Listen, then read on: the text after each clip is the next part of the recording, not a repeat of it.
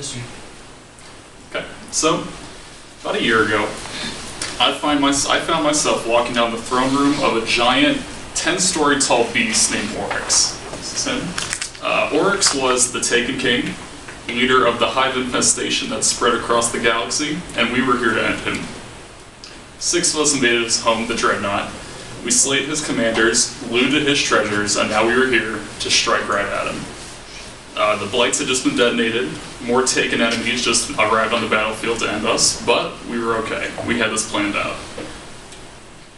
Oryx was about to expose his weak spot. All we had to do was just hit it with everything we had. Machine gun bullets flew past my head as I focused my own fire on him. We were halfway to victory, halfway to ending him.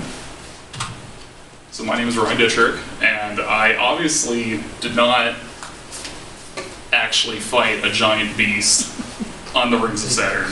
But what I did do was play a game called Destiny. Launching in 2014, Destiny grossed $500 million on day one. Since then, I've been hooked. I'll be honest, this isn't exactly something I thought I'd be talking about when I came to college, but it's actually really important to me, because this game has actually taught me a lot of valuable skills that I've used throughout my life. It's taught me leadership, hard-working skills, it's made me a more social person, it lets me talk to people across the globe. But why isn't this something that I can just openly talk about? That's because there's a pretty negative stigma that comes with video games. So, video games are usually targeted by the media because of the violent nature they have, and every time there's a school shooting or something like that, reporters are always quick to jump on the fact that maybe violent video games did this, and they're not always wrong.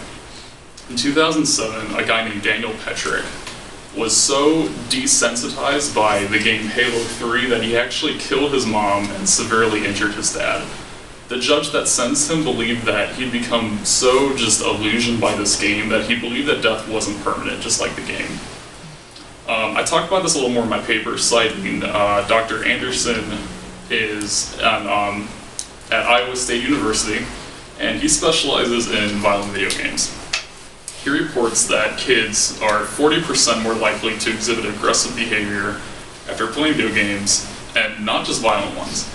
This is due to an effect called priming, such as like when a kid plays a violent video game, he gets aggressive thoughts in his head that they're more likely to act on. So I fully understand the stigma that comes with video games, but I can accept that. I can accept that because I know what video games have done for me personally. I've never acted aggressively from what I've done with a controller. I've actually benefited myself. I chose Destiny to talk about because I think that's a really good game to have an example of, because when you progress throughout the game, you eventually get to an activity called the raids. The raids are a huge thing that you can do with 6 other people that have puzzles, a lot of challenges in them, and it requires a lot of teamwork. So during the early stages of the game, we couldn't get through these activities without messing up, getting mad at each other, and then eventually just leaving.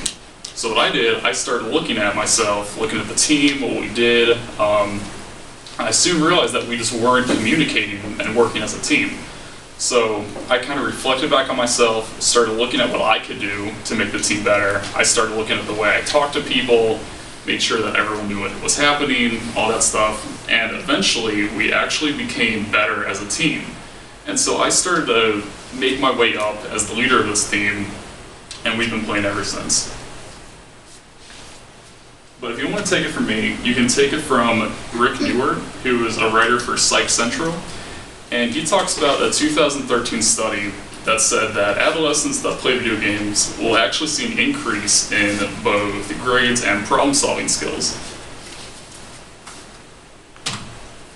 So, playing a game and being a leader in a game is great and all, but I actually started to see these skills emerging in my life too. So I've been in marching band for 5 years, and my senior year of high school, I was actually a squad leader for my section. And I was in charge of taking the new freshman marchers in my section and teaching them basically everything they needed to know to get through the season and the rest of the 4 years of high school. So when you have 5 to 10 new marchers that have no idea what they're doing, it gets kind of hectic. But using the skills I actually learned in this game, as silly as it sounds, I was actually able to lead them, teach them, and I know a lot of them are still in the band and are just doing just fine because of it.